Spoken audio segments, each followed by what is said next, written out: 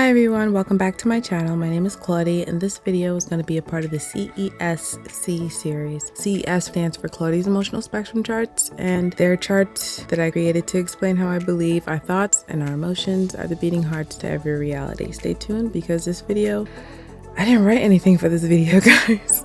I'm just going to talk to you guys. I think it'll be better that way. So I'm going to talk to you guys and show you guys what I've been working on, because as I'm looking at my old videos, I wanted to explain emotional transfer better. So I came up with something to help that happen. So stay tuned for that. But before I explain emotional transfer, I have to give an update to the CESC circle, because when the ideas first came to me, I wrote it down a certain way, and I'll actually show it to you too. I wrote it down a certain way, and when I put it in the computer, I wrote it down wrong. So this is the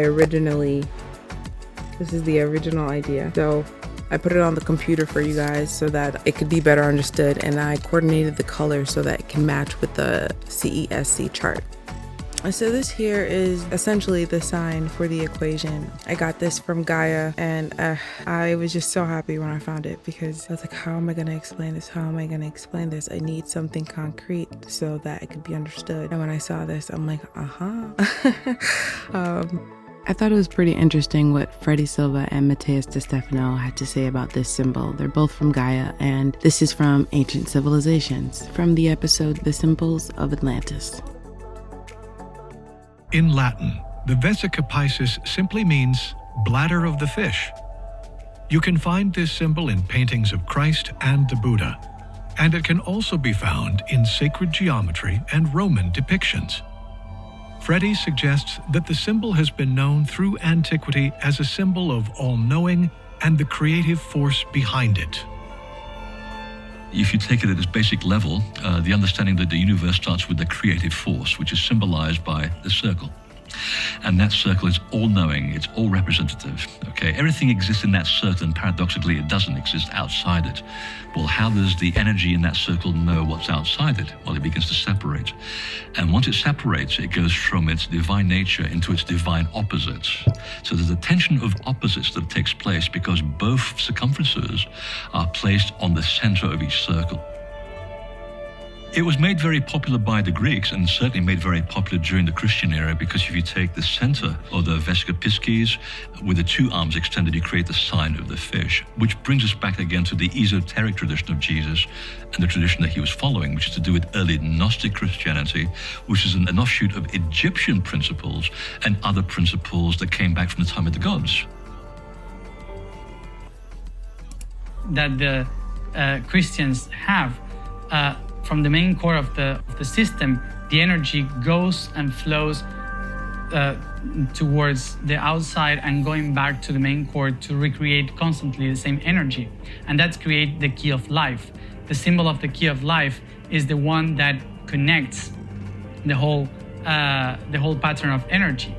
And also, by connecting the spheres, touching every one of the nodes, we have the flower of life, which is the symbol that connects biology, that connects every geometry and every code of life.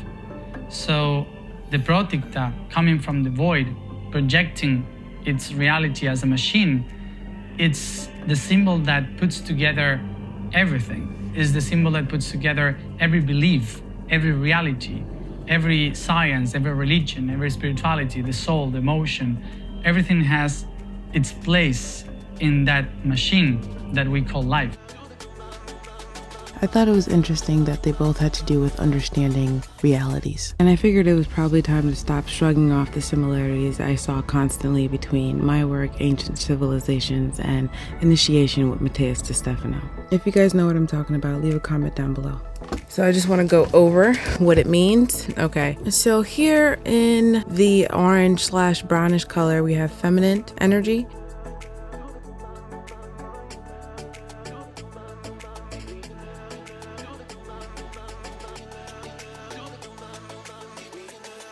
And over here, there's masculine energy in the yellow.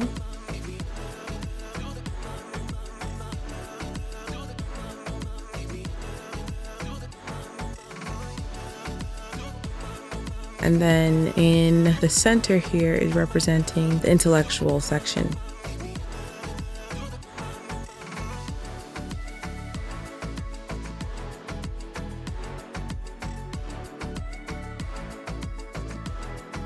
The top and the bottom are representing positive and negative emotional energy.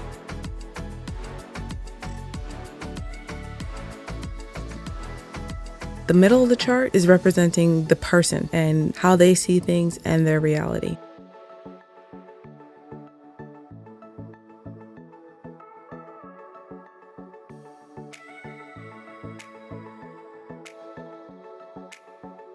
So the top of the chart is representing liberation and autonomy of mind and body.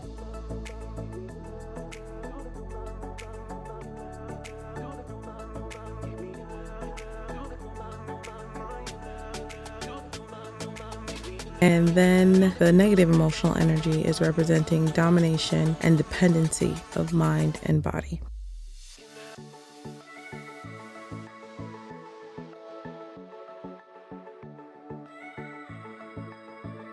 Both of which are the end result of the type of influence one is receiving. Okay, I just want to explain it so that you could see how the circles actually move, I guess.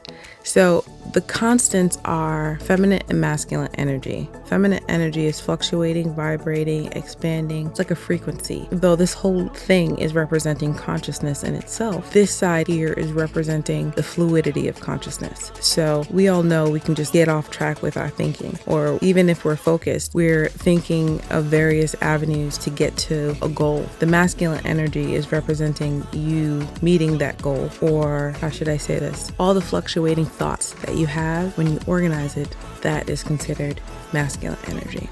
Contracting, you're like, all right, let me organize all these thoughts here and bring it down to something that could be understood. And these little notes here, if you can see them in gray, are just little notes to myself. Please ignore them. I still have to verify some of these things. If you know what I mean by the circles moving, go ahead and leave a comment. Okay, so if you'll notice in the center, this is for another video, but if you'll notice in the center, it does kind of look like an eye up and down and sideways. So I thought that was pretty interesting when the idea to use this sign came to me. Okay, so with that, now I'm going to show you the equation. So here is one of the equations. This is the equation for negative emotional transfer, but here I have the equation to both. So on the bottom here is representing the negative emotional transfer that I'm going to be talking about, and the top here is representing the positive emotional transfer. Positive emotional transfers are theory 2 and 2A, and negative emotional transfer goes with theories 1 and 1A. So I just want to show you how it would look like, because each one of these are, each circle, the top and bottom circle, are representing a body of people, a person or a body of people, I should say. So yes, that is the negative emotional transfer. Go down. Can I get it? Okay. This is the positive emotional transfer. So lavender. Now, how does it work? So positive emotional transfer would be like this. And this circle is representing this column here, the emotional section. So you would have positive emotions up here and in here, and then negative emotions down here and in here, which affects the perspective, which is why I'm showing how perspective recycles back into your emotions, because perspective and emotions, the strongest relationship, their energies match each other. As I said in other videos, the physical category matches more with the reality category, and I'll go over that in a minute. So yes, so you would use negative forces and movers for positive forces and movers like love, courage, passion, satisfaction, acceptance, all here, all these things here. And even it includes frustration as well. It even includes this down here, because this is representing how the positive emotional energy also intertwines or cycles with negative emotional energy. There has to be balance. Nothing's always going to be good. Nothing's always going to be bad. That's why I have that term polar gravitational emotional energy, which is made up of your thoughts, your emotions, your reality, and your behavior. Sorry, I couldn't think. They're made up of all of those things. So there's always going to be a push and pull with the internal and external stimuli. It's never just going to be good, or it's never just going to be completely bad. Okay, so back to the equation. So if you're trying to transmit positive emotional energy onto someone, you would use positive forces and movers. So positive sight, smell, hearing, touch, taste, emotions. And then you would use positive physical forces and movers, including opportunity, confidence, respect by others, friendship, self-actualization, self-esteem, love and belonging, all things that are in the positive physical perception. And then there is the intellectual perception.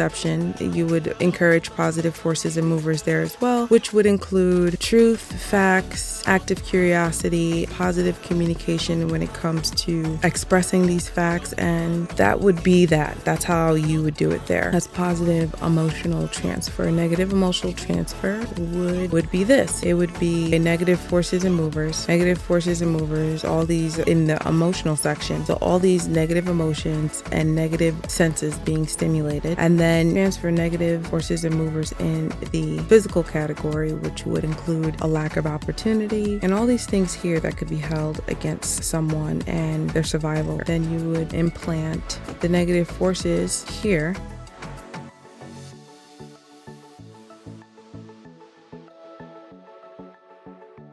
to then create a negative perception reality for that person or body of people. So this would be for a positive emotional transfer. This will become their perspective. They will have a positive probable force of having a positive perspective and reality. Okay, so that is that. I just wanted to give you guys an example of what I mean by it and how it could be seen in history. So I made a little sheet here. Guys, I didn't write anything for this, so bear with me. And thank you guys for watching my videos. Okay, this here is an example of negative emotional transfer. On the side here, I have a copy of the theory itself, and I'm gonna walk you through it because it looks complicated, but when you realize what's going on, it's not so complicated. Okay, so let's just go through the theory in itself. Negative impact and negative control on Claudia's emotional spectrum chart.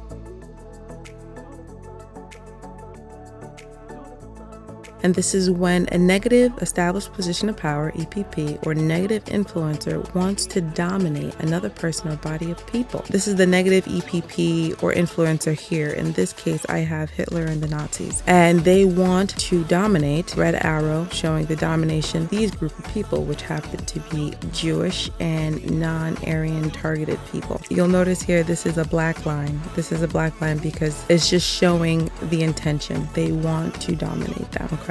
Their perspective is also their intention, and that intention is dominance. So you go here, you follow the coherent action. The coherent action is implementing negative emotional transfer, which is said right here, negative emotional transfer with negative forces and movers. Negative forces and movers in each of these categories, okay? An emotional, physical, and intellectual. To increase dependency that yields negative probable forces. So they want people here, because as I said before, a circle is a person or a body of people. The top and bottom circles, the sides, the feminine and masculine, are the constants. They're just how I believe consciousness forms, which then affects the reality. Kind of makes me think of that song, This Is a Man's World. Don't mind me. Anyways, all right, so yes, this is the Nazis. What did they do? They instilled these negative emotions, right? Which can correlate here. Distrust, fear, pain, some of the main negative emotions that were implemented by the Nazis. How so? Distrust, mounting distrust for societal counterparts because of the divisive propagative messaging. Fear for physical safety of themselves and their family members. Pain by getting forced to separate from their family members. So, and that's just examples of how they influence people with negative emotions. And then here I have this physical for the physiological section here, which I explained are one of the foundations to alertive emotional energy, which is the driving force for negative emotional energy. And it takes the shortest amount of time to impact someone negatively with the physiological subsection of Maslow's hierarchy of needs. Okay, so what did they do here? They relocated the Jews to the ghettos and controlled their shelter conditions. They instilled fear with countless, unquantifiable physical pain and disruption of homeostasis. They controlled the food and water content and amount. They controlled the allotted time to sleep. So if you look at that, they held the Jews in a very strong negative emotional range, which could be seen in slavery as well. And then there is the intellectual perception. What did Hitler and the Nazis do? There was misinformation spreading that Jews caused typhus when it was the unsanitary conditions of the forced ghettos that increased the spread of typhus. The lies that spread by propaganda saying that the Jews were the cause of Germany's economic distress, and then distraction by having trusted healthcare professionals reinforce the misinformation that the Jews were the cause of typhus. So, okay, we started here, we see their intention, come back up, coherent action, all these negative things were applied in one way or another. So you add this negative emotional transfer to the Jews here, and that will equal them to be in the negative emotional range. There will be a mental dominance and physical dependency, and or mental dependency and physical dominance. So this gains the Nazis their dominance. And I just want to remind you guys that true dominance is gained by mental dominance. If you can't instill fear in someone, or if someone can't instill fear in you, they can't control you. Anyways, this is the equation that I wanted to show. I wanted to show the format because, yes, this is how I'm going to be showing my videos now. Or when I'm talking about negative emotional transfer, what I mean, this is what I'm going to be showing. I just wanted to make sure that I noted that positive emotions can be used for negative intentions and vice versa. It is the intellectual force, factual knowledge versus non-factual knowledge,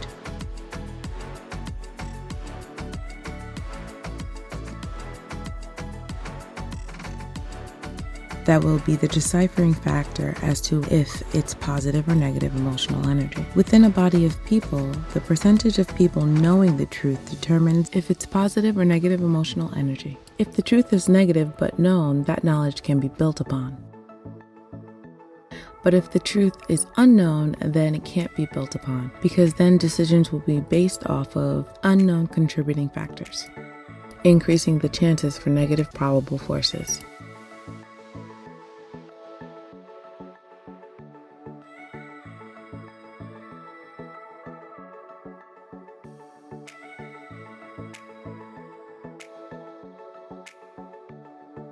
For example, food is in a negative emotional range because we're all dependent upon food. But of course, we can have very positive emotions towards food. So what determines if that particular food is positive or negative? Well, that will be the facts regarding the food and how that food affects you.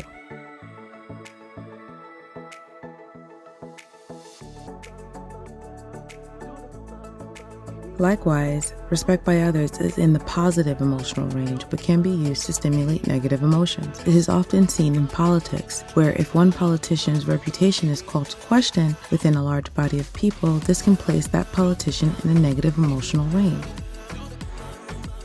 leaving them vulnerable to manipulation and all the negative forces seen here on the chart, especially politicians who have a decreased level of tenacity.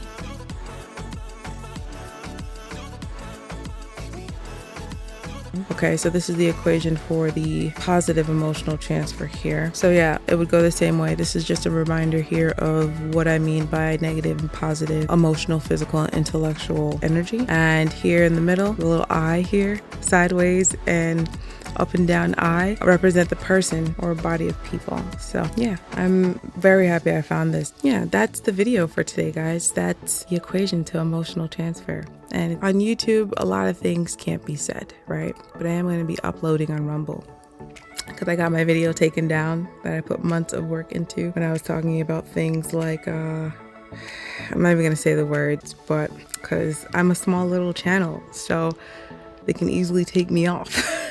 I am going to be uploading on Rumble, and it's going to be under Claudie's Emotional Spectrum Charts if you're looking for me there. So yeah, I'm just so happy I found this circle. Thank you for watching. Seriously, thank you for watching. I appreciate your support. I see the views going up. It's super exciting and it really motivates me to do more. So feel free to share the ideas, the videos, the charts, and yeah, I hope to see you again. Thanks for watching.